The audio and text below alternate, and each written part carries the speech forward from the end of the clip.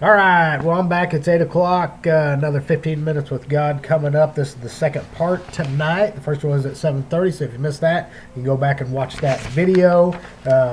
We're basically, tonight, right now, we're getting ready to start the Thyatira. So I kind of went over it a little bit coming up in the last video, but not too much. But let's go ahead and kick things off, and we'll get things started right away. And I'll get right to it. Alrighty. So I did read this, Revelations 2:18-29, but I'm going to go ahead and read it again. To the angel of the church in Thyatira write, these are the words of the Son of God, whose eyes are like blazing fire and whose feet are like burnished bronze. I know your deeds, your love and faith, your service and perseverance, and that you are now doing more than you did at first. Nevertheless, I have this against you. You tolerate that woman, Jezebel, who calls herself a prophet. By her teaching, she misleads my servants into sexual immorality and the eating of the food sacrificed to the idols. I have given her time to repent of her immorality, but she is unwilling. So I will cast her on a bed of suffering, and I will make those who commit adultery with her suffer intensely, unless they repent of her ways. I will strike her children dead. Then all the churches will know that I am he who searches hearts and minds, and I will repay each of you according to your deeds. Now I say to the rest of you in Thyatira, to you who do not hold to her teachings and have not learned Satan's so-called deep secrets, I will not impose any other burdens on you except to hold on to what you have until I come. To the one who is victorious and does my will to the end, I will give authority over the nations. That one will rule them with an iron scepter and will dash them to pieces like pottery. Just as I have received authority from my Father, I will also give that one the morning star. Whoever has ears, let them hear what the Spirit says to the churches.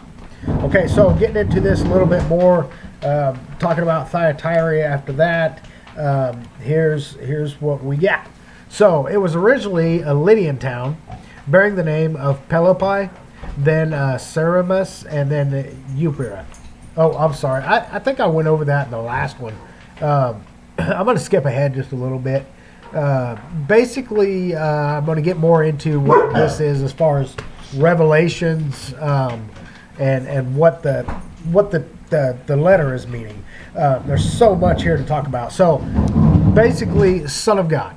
Okay? So, the only mention in Revelations where he says, the words of the Son of God. The only time he says Son of God in Revelations is at this point right here.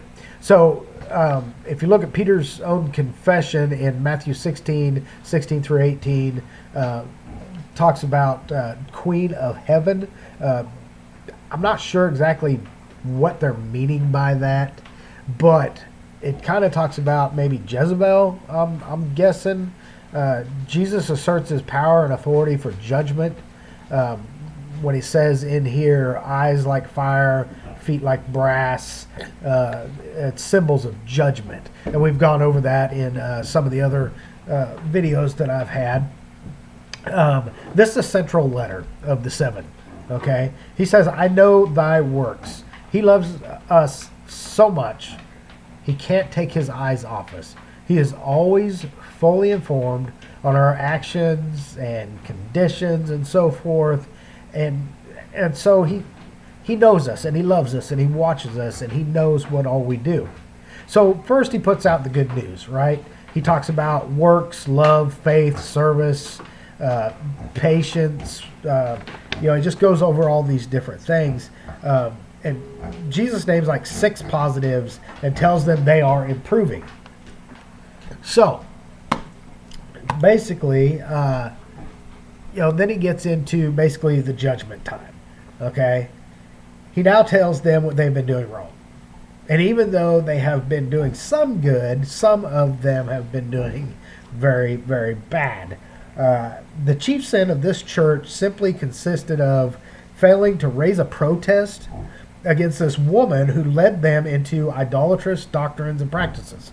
I mean, they didn't stand up against her. They didn't say this is wrong. You shouldn't be doing this.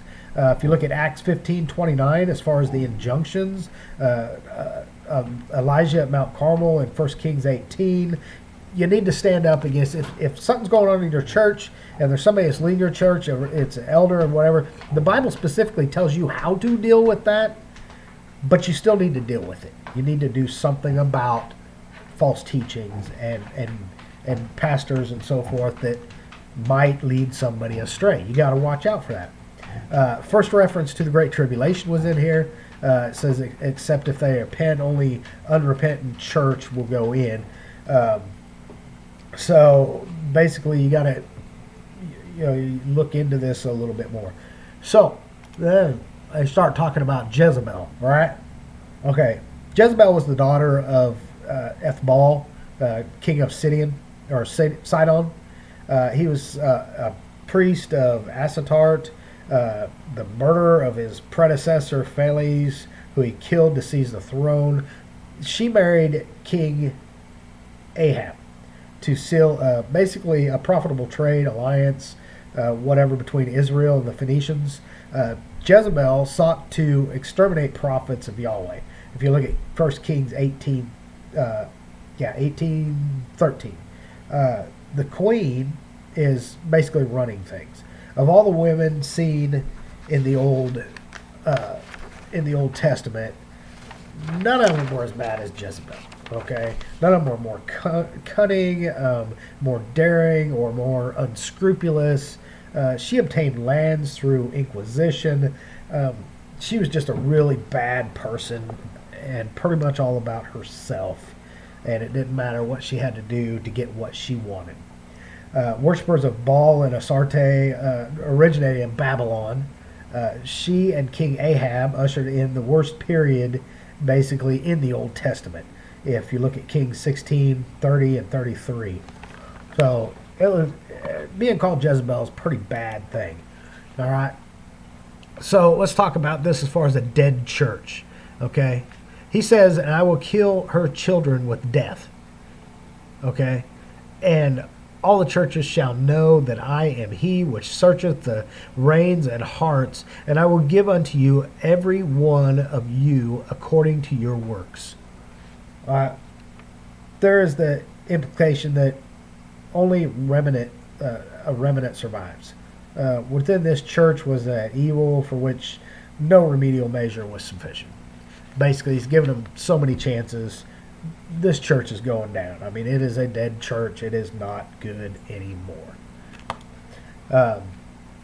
So, also something that's in here, if you look at it, this is the first promise, basically, of his second coming. This is expressed only in the last 4 letters. I'm talking, when I say the first, I'm meaning in the letters, in the Revelations. This is the first time he talked about it. And he only talks about it in his last 4 letters that was written. So that's kind of interesting. Promise to the overcomer. It says, and he that overcometh and keepeth my works unto the end, to him I will give power over the nations. All right, Jesus says that the ones that hear and abide what is said, they shall be rewarded. They will be given the power over nations, which is exactly what Jezebel was wanting all along. And she will be punished, and the faithful will be given the reward which she wanted. God is a very just God. Okay, He will reward the faithful, and that's something to remember in the times of tribulations and things that are coming. The bad times we may have to go through or already going through it. Remain faithful, because in the end, God is a just God, and you will get your reward, your just reward, so to speak. All right. So I am going to, in just a second, I'm going to try to find a new slide, because we got one more that I want to go over real quick. And we're going to talk about Sardis if we have time here.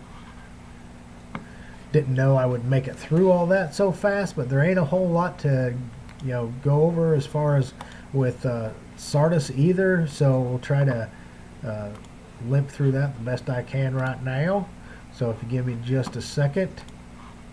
Dun, dun, dun, dun, dun. As long as everything works. There we go. Looks like it's going to work. So what we're going to do is continue from this point. We're going to get into Sardis. So if you look at Revelations 3, 1 through 6, it says, "To the angel of the church of Sardis write, these are the words of him who holds the 7 spirits of God and the 7 stars. I know your deeds. You have a reputation of being alive, but you are dead. Wake up, strengthen what remains and is about to die, for I have found your deeds unfinished in the sight of my God. Remember, therefore, what you have received and heard, hold it fast and repent. But if you do not wake up, I will come like a thief, and you will not know at what time I will come to you. Yet you have a few people in Sardis who have not soiled their clothes. They will walk with me, dressed in white, for they are worthy. The one who is victorious will, like them, be dressed in white. I will never blot out the name of that person from the book of life, but will acknowledge the name before my Father and his angels. Whoever has ears, let them hear what the Spirit says to the churches." Okay, so we're starting off with Sardis. That's the letter that was written to them. Let's get into the background just a little bit more here. Basically, 700 years before the letter was written, Sardis was one of the greatest cities in the world. It was reputed as being one of the oldest cities of Asia. Aeschylus, Thucydides, and other Greek writers mentioned it as a city of renown. It probably dates back to before 2000 BC. Not real sure, but probably so. Sardis was the ancient capital of Lydian Empire in 1200 BC. So, and the residence of the royal dynasty of Mermades had a lot to do with that in the capital city. A strategic travel location between Pergamos, Smyrna, Ephesus, Philadelphia, and Phrygia. Sardis favored commerce, and it became a very wealthy city. Okay, there was gold and silver. Lydian staters were the first coin in the world. So in about the 6th century BC. So that came out of Sardis. At its zenith, Croesus, its king, and also its river Pactolus, became proverbial for riches. So basically both those names meant riches and richness. Its patron deity was the goddess Cybele, who is known as the same one as Diana that was in Ephesus, whose son Midas, he was the wealthy but effeminate king of Phrygia. I don't know if you remember the stories about King Midas and everything and what he had gone through, if you ever heard that, but basically he got to make a wish, and he wished that everything he touched would turn to gold because he was so greedy, right? So the problem with that was that everything he touched turned to gold, including his food or drink or dog, I don't know, whatever. So it kind of became more of a hindrance than anything. Okay, so looking up here as far as Sardis again, it was thought to be impregnable. Sardis was situated on a hill 1,000 feet above a broad valley of the Hermus at the foot of Mount Tmolus. It appeared to be impregnable. However, the sheer, basically, cliffs that came down were made of clay. The clay, it suffered a continuous erosion, and the untrustworthy mud and left occasional cracks, and which people exploited on that. So the false confidence of Sardis was reflected in the character, basically, of its inhabitants. I mean, they had a false confidence, appearance without reality, promise without performance, the outward appearance of strength, but there really wasn't anything. They were betrayed by want of watchfulness and diligence. I mean, they had none, right? When besieged by the Persians in 549 BC, the king of Lydia left unguarded the cliffs on three sides of the city.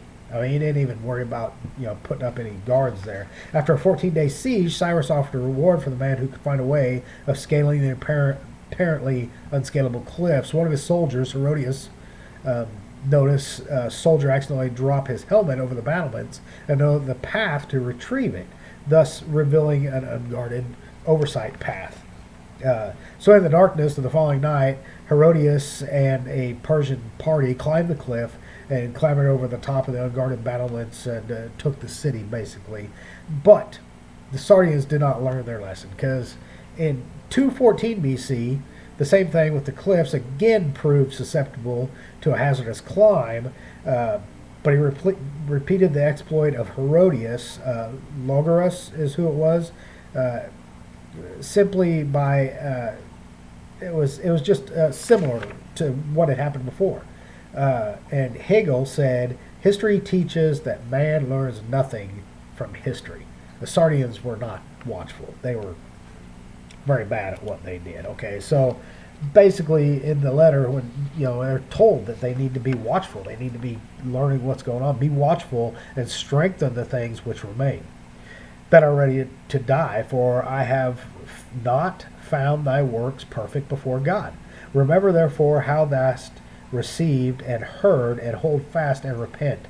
If therefore thou shalt not watch, I will come as a thief in the night, and thou shalt not know what hour I will come upon thee. So it was basically a call for watchfulness, okay? A rebuttal to those that are ignoring the times. Just like now, these times, you got to be watchful. He's telling you to be watchful, or he'll show up and you won't know what's going on. So like a thief in the night. It was a proverbial downfall of Sardis, and apparently he will come like a thief in the night for those who are not watching. But for those that are diligent, they will see the signs of the times, right?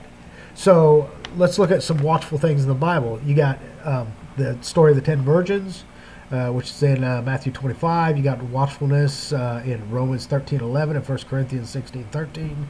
We watchful of the wiles of the devil, 1 Peter 5:8. Temptations in Matthew 26:41. His watchfulness of his coming, Christ's second coming. That's in 24:42. And Mark 13:37 and 1 Thessalonians 5:6. False teachers in Acts 20:29 and 31. So basically there's the promise to the overcomers, and then I'll be done. Okay? He that overcometh, the same shall be clothed in white raiment, and I will not blot out his name from the book of life, but I will confess his name before my Father and before his angels. He that hath an ear, let him hear what the Spirit saith unto the church. If you are faithful, okay, and you remain faithful, and you overcome the sins of this world, and you overcome the temptations that come up, if you remain watchful and you're ready for what is to come, and you know what is to become, remember Revelations is the only book in the Bible that promises a blessing for knowing what it says. And Jesus says right here again, I will not blot out the name in the book of life, and he will confess his name before his Father. So you need to be ready. Telling you, stuff's coming. So, all right. Well, I'd like to say thank everybody for coming tonight and watching. If there is anything else that you got any questions or anything, you can always send me an email, send me messages. Check out Probable Cause Christianity on my Facebook page. Also, if you like this, please become a member of Probable Cause Christianity YouTube channel, and share it with friends. Give me a thumbs up. I'd like to get a lot of views and stuff, please, and try to help me out a little more with this. Thank you all for coming by tonight. Love everyone, and we will talk to you soon.